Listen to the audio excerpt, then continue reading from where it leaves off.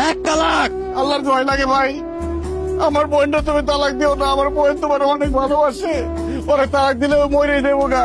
আপনার ভূত মুরুক লেলে পাঁচুক সেটা তার ব্যাপার, টাকা না পেলে আমি তারা তালাক দিবই। ভাই ভাই এত নিষ্ঠুর হয় না ভাই, আমার বোন তোমার অনেক ভালোবাসে ভাই। গোষ্ঠী মারি আপনার ভালোবাসা। আমার জামাইটা শেষ করে দিস। কি হয়েছে, ব্যথা পাইছো? ব্যথা তো পাইছি। শোনেন, আমি 1 সপ্তাহ টাইম দিয়ে গেলাম, এই 1 সপ্তাহের মধ্যে আমার 1 লাখ টাকা যদি না দিতে পারেন, আপনার বোনের আমি ডিভোর্স লেটার পাঠাবো, তারপর অন্য জায়গায় বিয়ে করবো। আমি কথাটা মনে রেখে। আর সাহস থাকলে দিয়া দেখ, দেখ আমি কি ছেড়ে দেবো নি তোরে।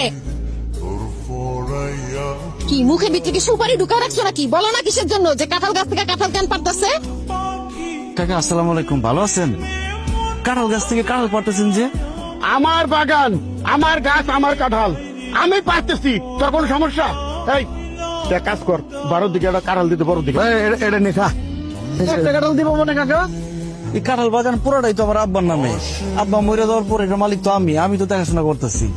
এই, তোর বাপ মরার আগে এই বাগান আর এই জমি আমার কাছে বিক্রি করে ঠিক আছে, নগদ ক্যাশ টাকায়। এতদিন আমি কাগজপত্র পাই নাই জায়গা, তুই ভোগ দখল করছো, তোর আমি কিছু কই নাই। এখন আমি দলিলপত্র পাইয়ে গেছি, আজকে ঠিক এই জমি আমার। আর একটা কথা তোর কয়ে দেই, খবরদার আজকে থেকে কোনোদিন এই বাগানের মুখে আবি না, কয়ে দিলাম। যা যা যা। শরবত খাও। কি যে ভয় পাইছিলাম, গলাটা শুকিয়ে গেছে। খুব ভালো করছে শরবত এনে। এই শরবত তুমি খাইবা না, কেন? কারণ এই শরবতে বিষ মিশানো আছে। ইয়াল্লা, কি কস? সে বলে তুমি কি শরবতের মধ্যে বিষ মিশাইছো? হ্যাঁ, তো বিষ মিশানো শরবত তুমি আমার খাইতে দিছো কেন? তোরে মাইরা খাওয়ানোর জন্য। কি বলতেছো তুমি? তুমি আমার কেন মারবো? আমি তোমার স্বামী লাগি। তুই একটা ভীতু কাপুরুষ। তোর চাচা আর চাচতো ভাই জমি দখল করে ফেলাইতেছে, আমরা দুই মাইয়া যায় মারামারি করে আইছি, আর তুই ভয় দৌড় দিছস না? তোর মতো ভীতু কাপুরুষে বাইচে থাকার কোনো অধিকার নাই। তুই এখন শরবত খাইয়া মরবি, তারপর আমি আরেকটা বিয়ে বিষ খাবো। না না না না, আমি বিষ খাবো না, বিষ খাবো না।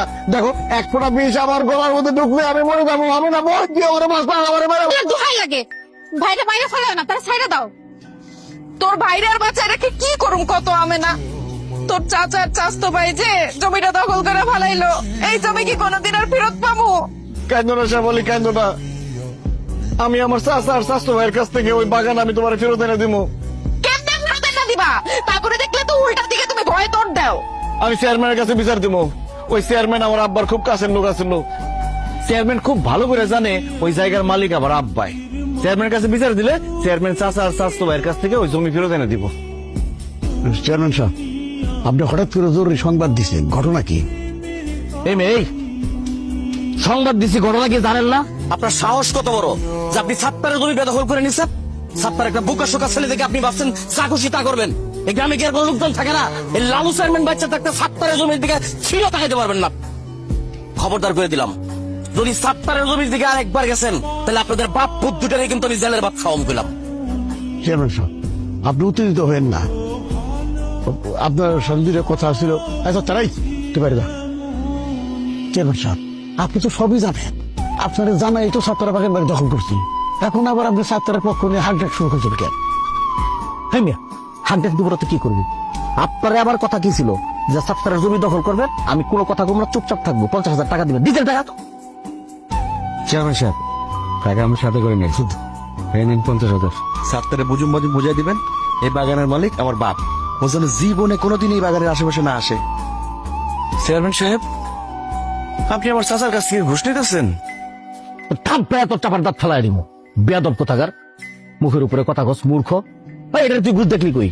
তোর চাচা খুশি হয়ে আমার কয়টা টাকা দিচ্ছে, এটা কি ঘুষ হয়ে গেছে? টাকার মধ্যে লেখা আছে ঘুষ। ঘুষ কস কেন তুই? ঘুষ কমু না দিলে কি কমু? বকশিস কইতে পারো, তুই এটা কইতে পারো যে না সম্মানী। কথা দিবা না। সে বলে তুই পয়সা দিতেছ। কই যাইতেছি জানি না, তো তোমার সংসার ছাইরা, তোমারে ছাইরা আমি সারা জীবনের জন্য চলে যাইতেছি। কি বলতেছে সব? আমার সংসার ছেড়ে সারা জীবনের জন্য কেন চলে যেতেছো? কারণ তুই ভীতু কাপুরুষ। তোর চাচাতে তোর জমি দখল করে ফেলাইলো, তুই কিছুই কইতে পারলি না। চেয়ারম্যান যে ঘুষ খায় তোর চাচার পক্ষে কথা বললো, সেখানে তুই ভয় কিছু কইতে পারলি না। মানুষ আমগো গরু ছাগল ফল ফ্রুট সবকিছু নিয়ে যায়, তুই ভয়ে কিচ্ছু কস না। তাই তোর মতো কাপুরুষের সাথে আমি আর থাকুম না, আমি চলে গেলাম। সে বলি, তুমি আমার ছেড়ে যাও না, তোমার ছাড়া আমি থাকতে পারব না, তোমার আমি অনেক ভালোবাসি। ভালোকে আমি কম বাসছিলাম? আমার বাপ মা মাইনা নায়না দেখা আমি পালায় গিয়া তোমারে বিয়া করছি। আমার বাপ মা এখন পর্যন্ত আমার সঙ্গে কথা কয় না, আমগো বিয়া মাইনা নেয় নাই। মন চাইলে আমি বাপের বাড়ি পর্যন্ত যাইতে পারি না।